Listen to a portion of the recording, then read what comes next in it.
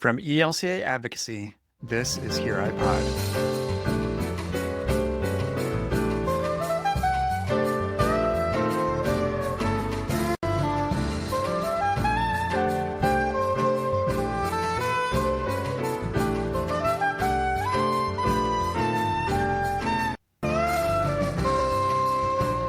There's so much happening in our communities every week and every day that are impacted by policies at the local, state, and federal levels.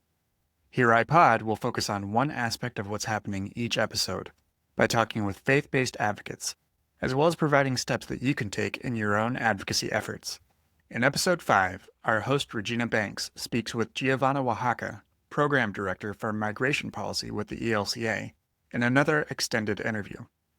Giovana provides much-needed context for the wide-ranging policy changes affecting immigrants, refugees, and asylum seekers in the current administration, including details like how updates to the sensitive locations policy are affecting local churches. In her closing comments, she provides several resources to stay informed, as well as how to take action. Following the interview, you'll hear about the history of Global Refuge from our Hunger Advocacy Fellow Joey Chin. And finally, a faith reflection, as well as stories of local impact from Stephen Deal. Here's Regina to get us started. Hello, my name is Regina Banks, and with me this afternoon is Giovana Oaxaca, Program Manager for Immigration Policy for the ELCA. Good afternoon, Giovana. Hi, Regina. Good to see you. Good to see you as well. Would you please give our listeners a brief overview of what is in your portfolio as Program Director for Migration Policy?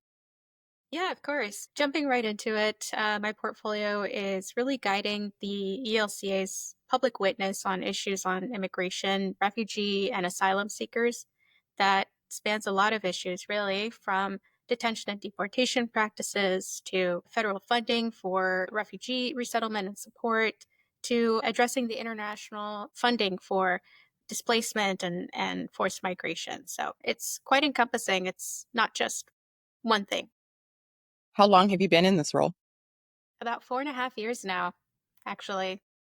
Wow, time does fly. Yeah. So, jumping right into it, how would you summarize the core shifts in immigration policy under the Trump administration, and what are some of the more long-lasting effects? Yeah, if you grant me this, I actually want to go a step further than that and take us back to the pandemic. Really hard time for everyone, understandably. It was the biggest global event of my lifetime, a lot of people's lifetimes.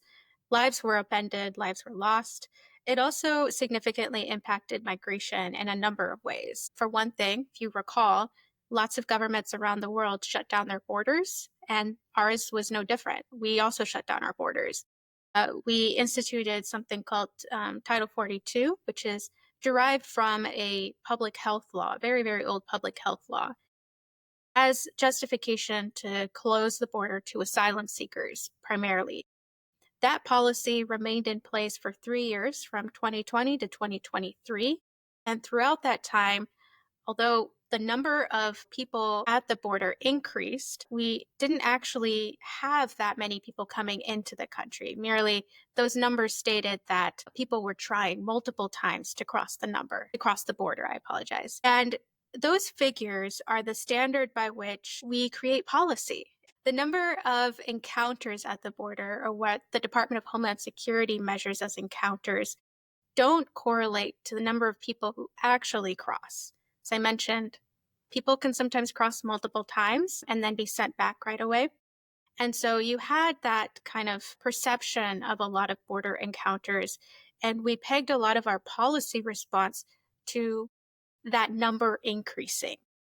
When in fact, you actually had most people stuck on the other side of the border because of Title 42, unable to cross.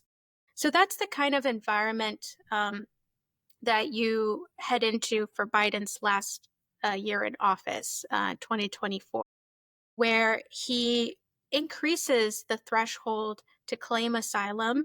He makes it harder for asylum seekers to receive asylum if they cross without authorization. And he collaborates more closely with the Mexican government to do immigration enforcement at the US-Mexico border. So fewer people are actually reaching at the border between these two nations. That is responsible for what I think is a sharp decrease in the number of border encounters that we see towards the tail end of the Biden administration. In fact, you see fewer encounters by January 2025, right before the start of the Trump administration, than you had since the end of 2019.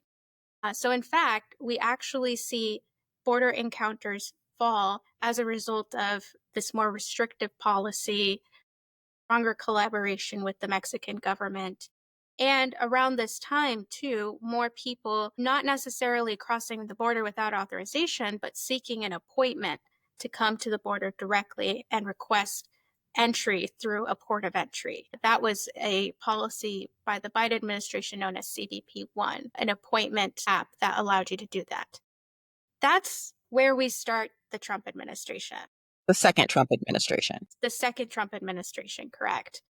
This environment in which encounters is what legislators care about, the administration cares about, even though that's not always,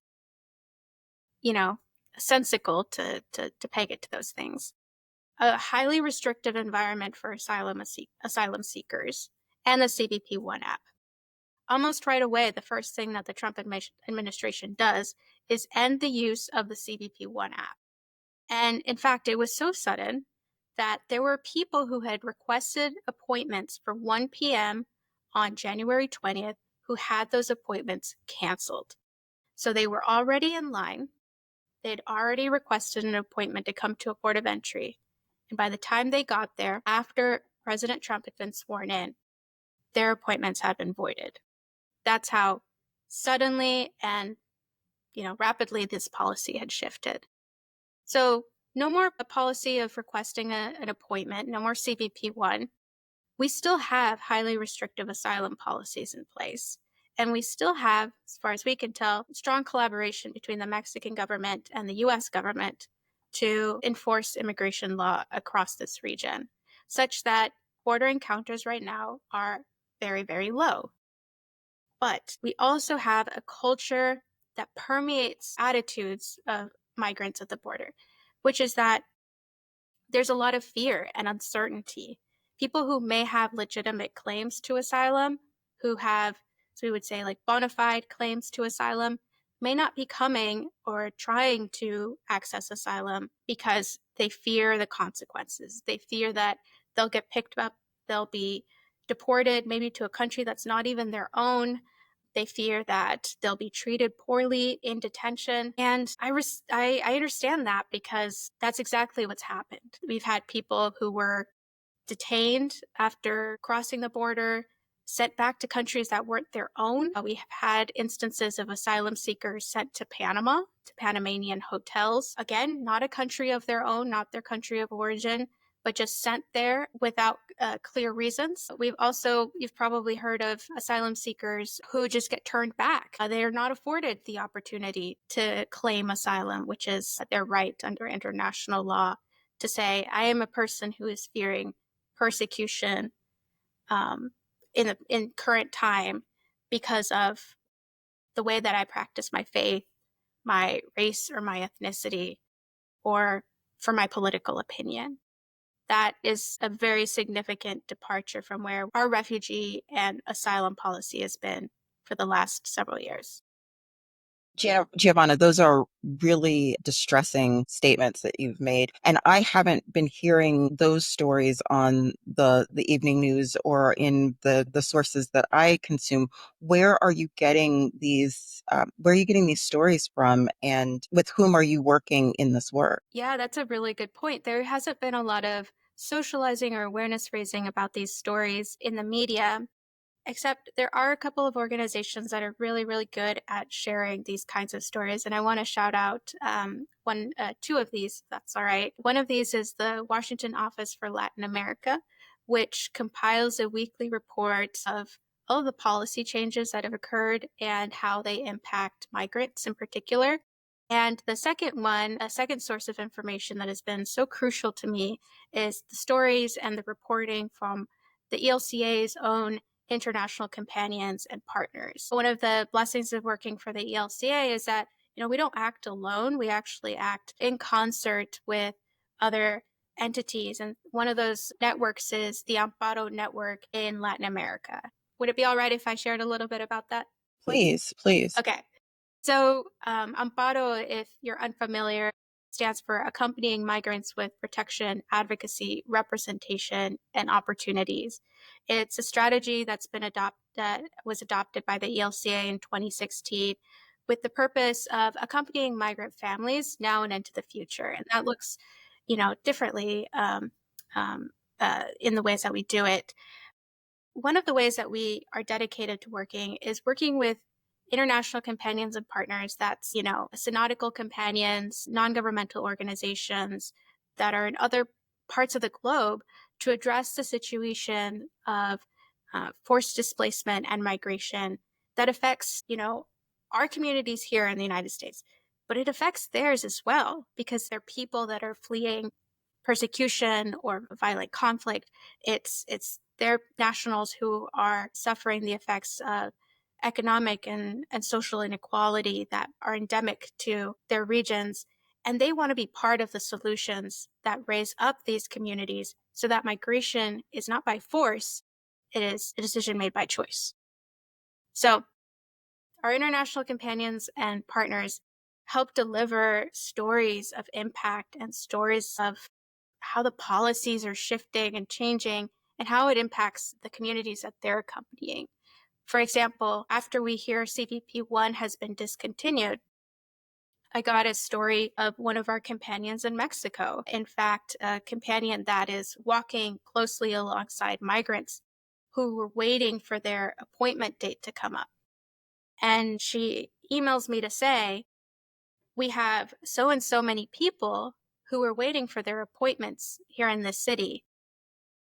What's going to happen to them now? Right? Right. It's that kind of storytelling that helps drive our public policy and our witness on these public policies to then go and say, what are we going to do about the end of CBP-1 and this lawful way that people were seeking to come to make their case for asylum? What's going to happen now that that's gone? I have so many questions. My mind is going in so many different places. You've spoken a lot about the southern border, Mexico Central and Central America. How are these restrictive policies playing out for other regions of the world? I know that crossing the Canadian border has gotten more complicated, and we still have potential migrants from the Caribbean, Africa, Asia, and other parts of the world. Are these restrictive policies being used in quite the same way in other regions? Yes, there's two sides of it. There's this administration's efforts to curtail access at the border through ending CBP-1. It has also curtailed lawful programs and lawful access, which to me, it does not contribute to solutions. It simply makes it harder for people to migrate lawfully. There's a program that comes to mind called the Cuban, Haitian, Nicaraguan, Venezuelan Parole Program. It is derived from the executive powers authority to parole in or temporarily grant admission for humanitarian reasons to certain nationals from a designated country. The Biden administration established the CHNV parole program and had created this pathway, lawful pathway for people to come here for a temporary amount of time for humanitarian reasons the administration deemed significant. And to do that, people had to have a U.S. sponsor. They had to go through screening and vetting. And if they met all the qualifications and they had a U.S. sponsor who was willing to be financially responsible for them during their typically 2-year stay, they could avoid having to put themselves in more vulnerability going through, the land routes going up through Central America. And they could come all the way to a port of entry, go to an airport, take a plane ride and go to an airport. They would have to pay for their own air tickets. They had to provide for themselves.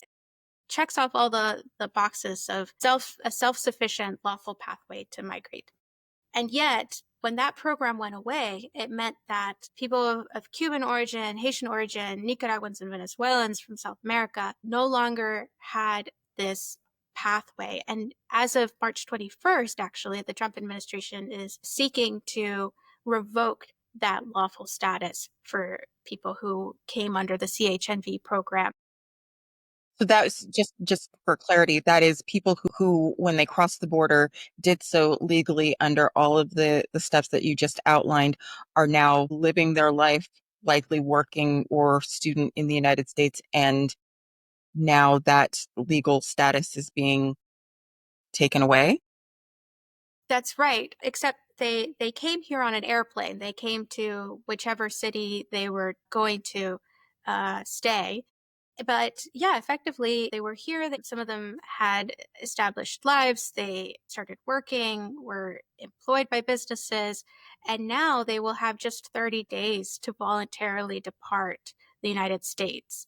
And it's not just in the case of Cuban, Haitians, Nicaraguans, and Venezuelans, but the administration has targeted all categorical, or what it deems categorical, humanitarian parole programs. You know what that includes? The Ukrainian program, Uniting for Ukraine. It also includes Afghans who came under the Operation Allies Welcome program. It includes people who came under other humanitarian parole designations. So, in fact, there's a lawsuit going on right now called Svetlana Doe v. Noam. That's for Kristi Noem, the Secretary of the Department of Homeland Security, which is challenging this sudden suspension of parole and reparole for all these various groups. Wow, that is harrowing. What has been your strategy in sharing these stories with the administration? Well, for one, to your knowledge, does the administration, do members of Congress, do they understand what's happening? Hmm. And what has been your strategy in sharing these stories, and what have you been asking for on behalf of the church and for these migrants? It has been a little bit difficult to raise awareness about this amid the plethora of other issues that are under duress right now. Within a couple of days of the Trump administration, we had sudden suspension of foreign assistance for various programs. That affected immigration and refugee programs as well. We've also had mass layoffs at the U.S. Aid and other agencies, which impact the work of addressing forced displacement and migration in various ways. But I think what has resonated and what's been a bit effective is bringing these stories, particularly the concern that we hold of people who are here, who have sought refuge here for various reasons, our ability to share our concern as a church, and say we need to be able to respond to these various humanitarian and international crises with flexibility, with compassion, and that advocating for people in need of this type of international protection is part of our calling as a ELCA, as a church in the world, to care for the uprooted. That, I think, does resonate with some lawmakers. For example, we've been very concerned about the suspension of refugee reception and placement funding, a type of funding that helps resettlement agencies acclimate people once they actually, have gone through the refugee process and come here.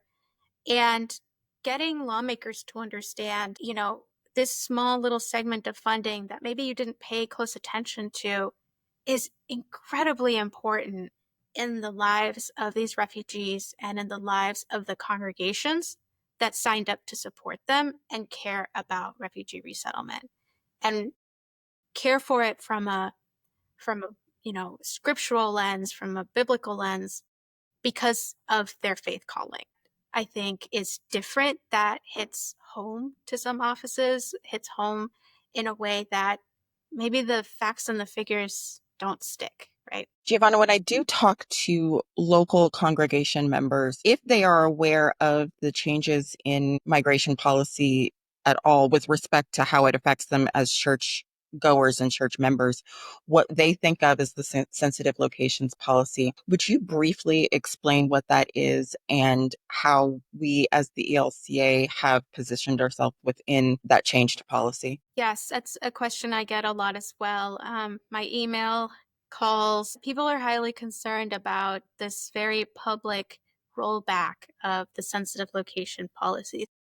Maybe it would be helpful to break down what it is and then discuss the changes as far as we know them and how I know our congregations have been impacted based on the storytelling that's reached me.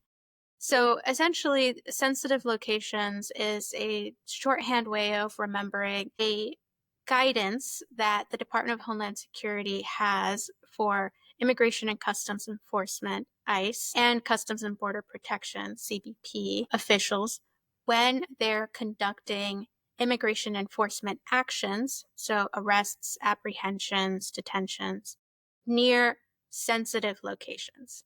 Sensitive locations includes, under the last guidance we had during the Biden administration, schools, places of worship, hospitals, and a few other places like that. It does not include courthouses. That's a different area.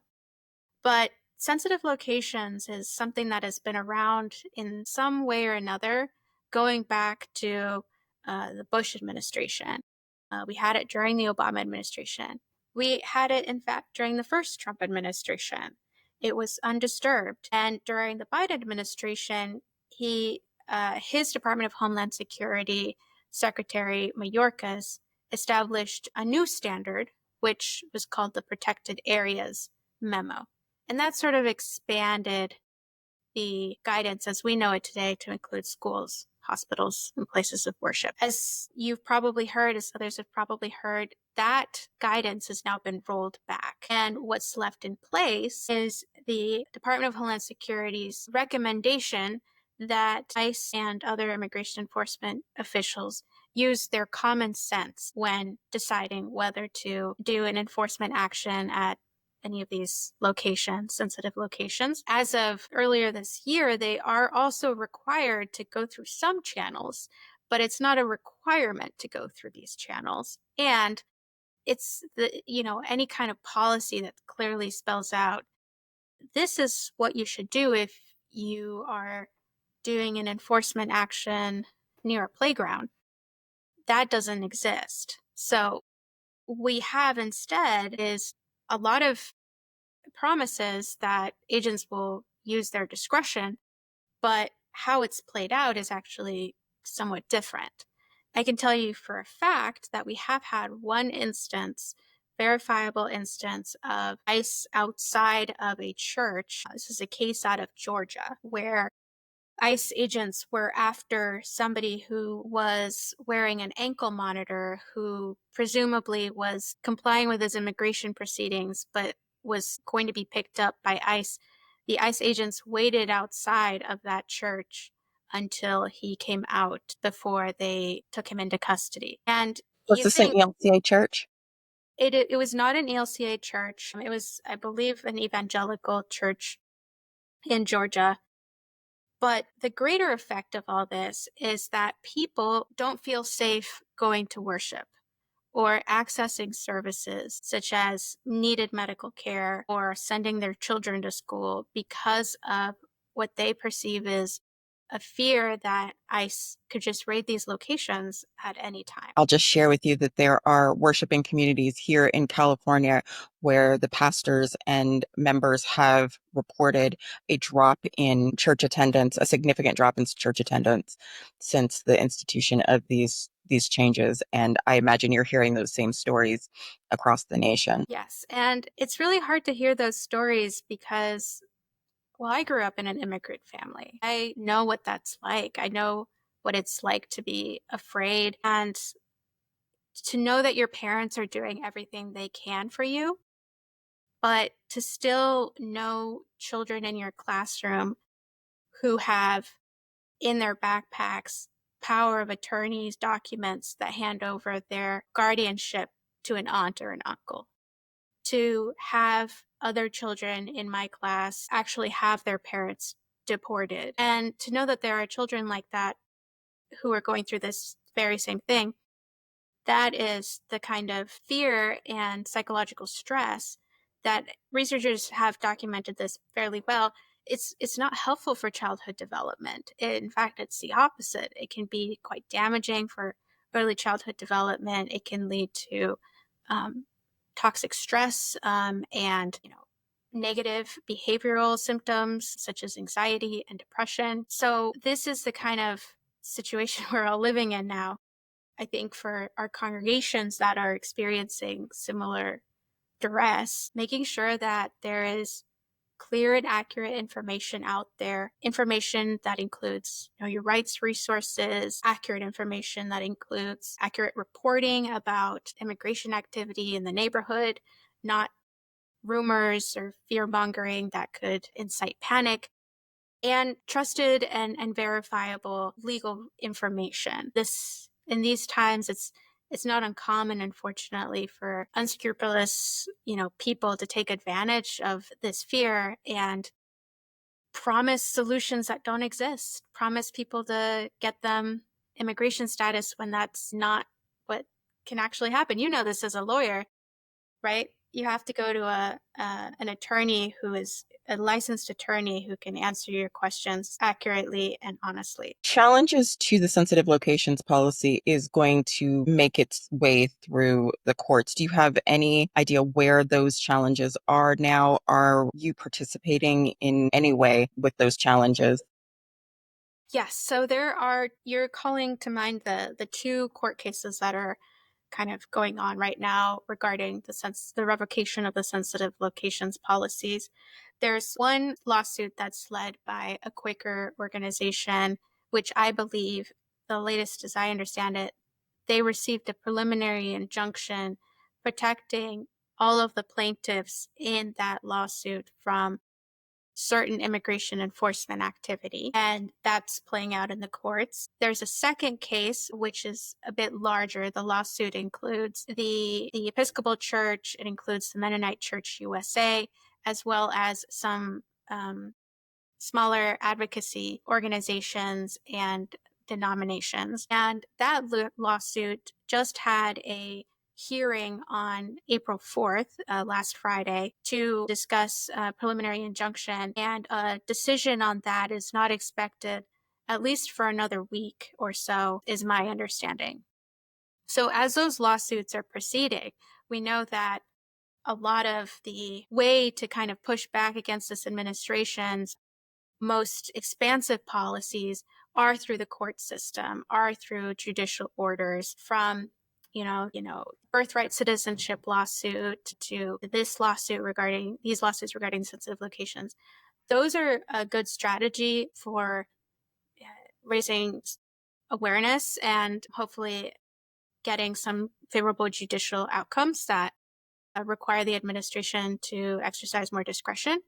There are other advocacy strategies as well. So we have been very involved in meeting with offices about the need for some type of conclusive legislative fix for this, something like a sensitive location act, introducing and passing legislation that would codify into law. These are the places that need to be protected or need to have additional guardrails around when it comes to ICE activity.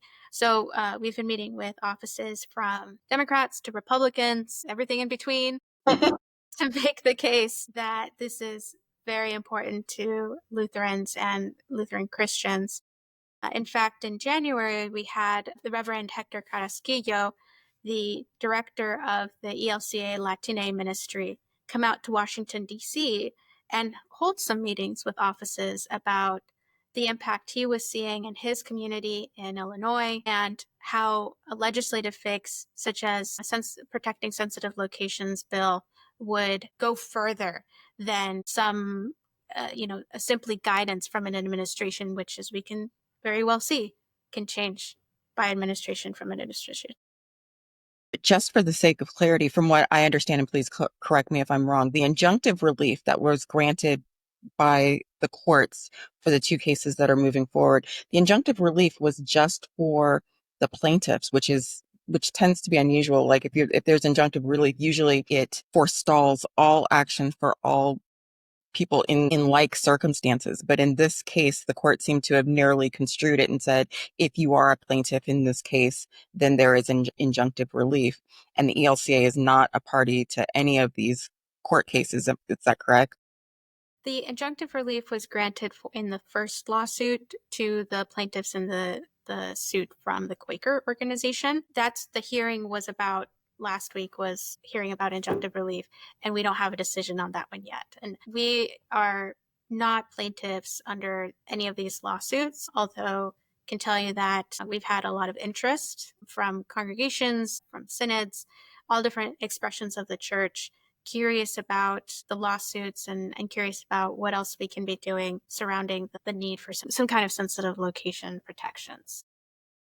Good to hear. Giovanna, what can congregations and members do? That you've shared with us some great information about what the churchwide organization is doing, perhaps what might be possible at the synod level, but what can individual members or congregations do to support you in your work and also migrants during this unsteady time? Yeah, I want to start with on a note of optimism because I think it's important in these Please, times. please optimism. Yeah, we okay. So several weeks ago, we put out a call to action. We, the ELCA Advocacy Office, and our partners at Global Refuge, we put out a call to action to their ambassador network and the ELCA AMMPARO network, saying, we really think we need to invest a lot of energy and throw down on this refugee resettlement. It's part of our DNA.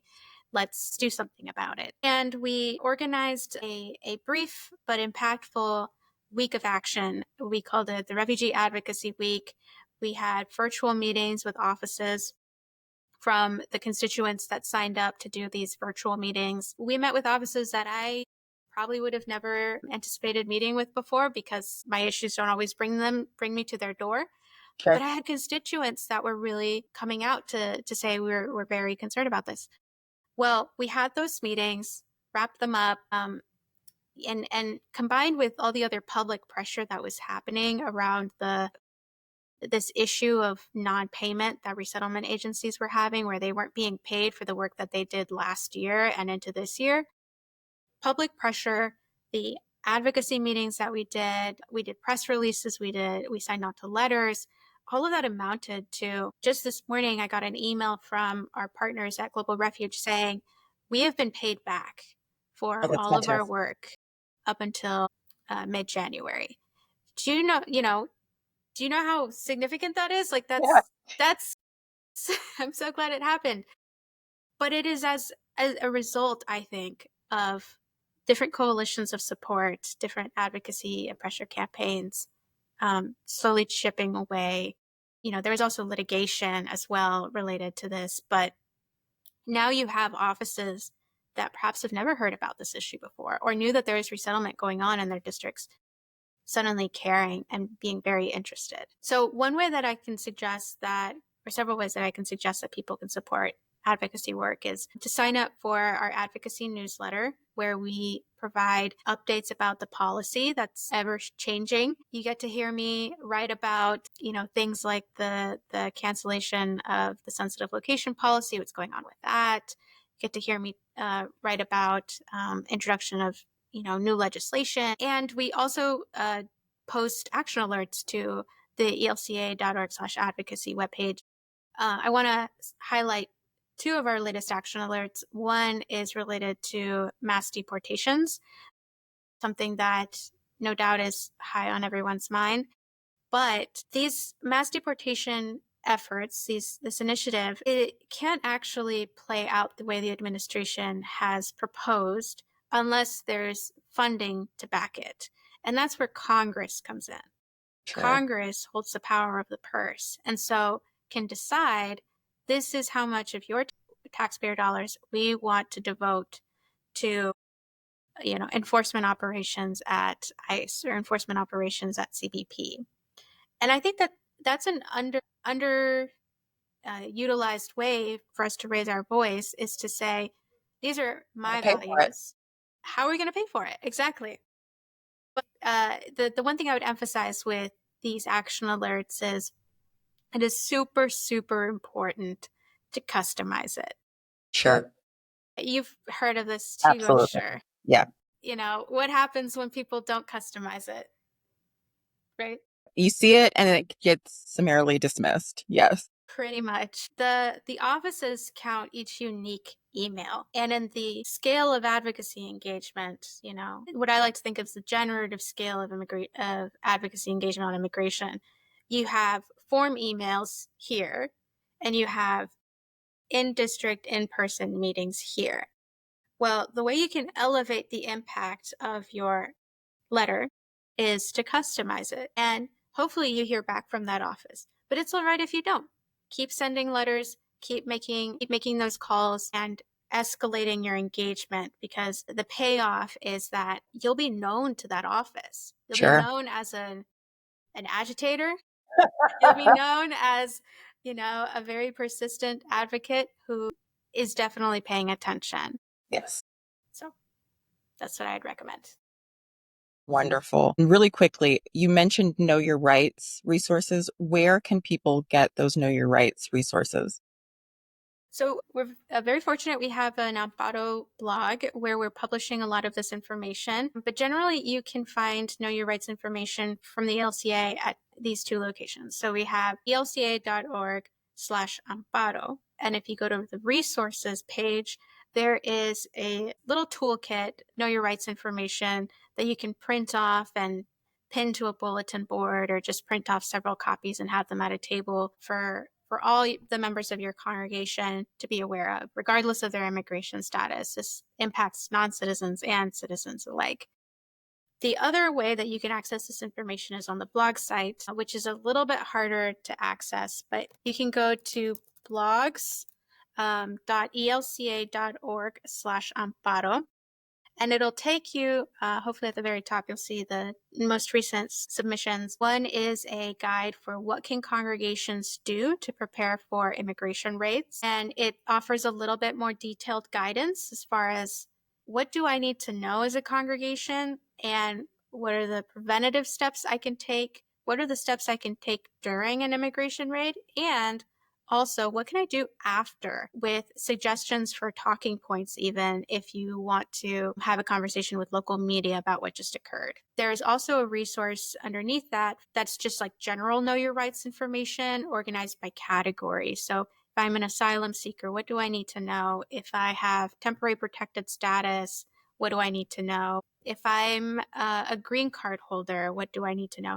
That's, detailed there. And we've done our best to offer that information, the Know Your Rights information, in both English and Spanish. Fantastic. Giovana, you've shared a lot of information with us, but I'd like to ask you, where have you seen the gospel recently in your work?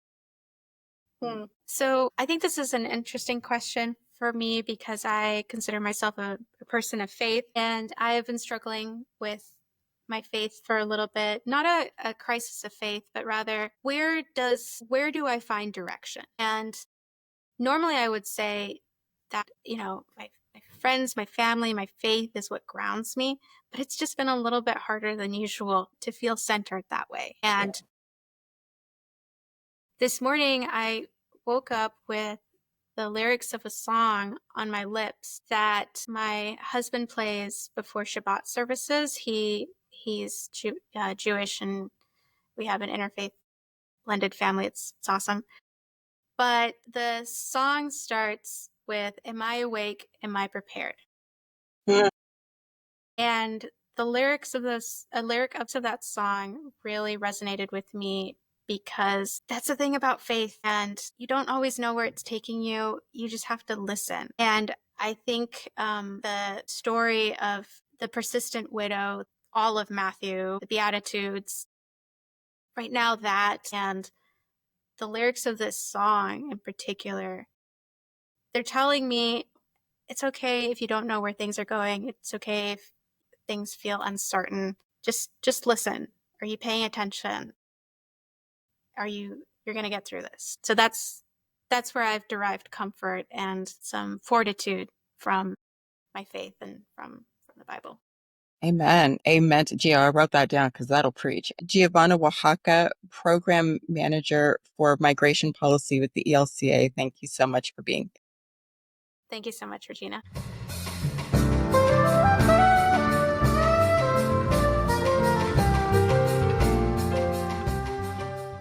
In Regina's interview with Giovana, Giovana spoke about the amazing and incredible work many individuals, churches, and organizations are doing to support immigrants and refugees during this time.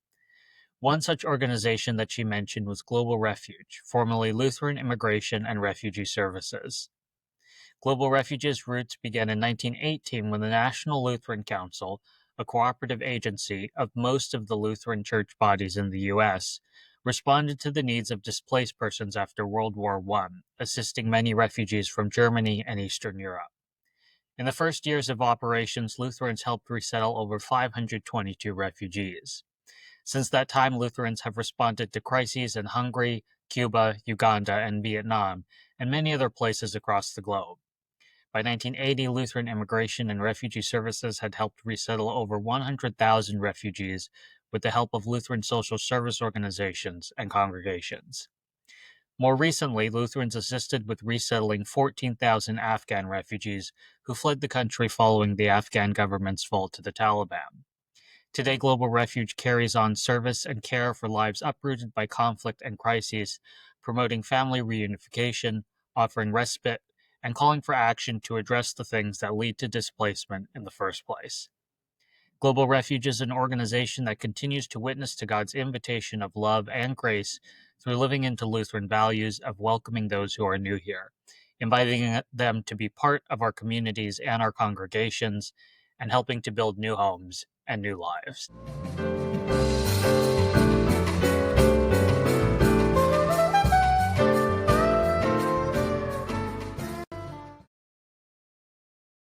Greetings, everyone from Latin America. My name is Stephen Deal. I'm the regional representative for AMMPARO in the Americas. People who consider themselves to be followers of Christ, they take very seriously some of the key biblical passages around migration and refugees, particularly the Matthew 25 passage. That one just sort of jumps out. I was a stranger and you welcomed me.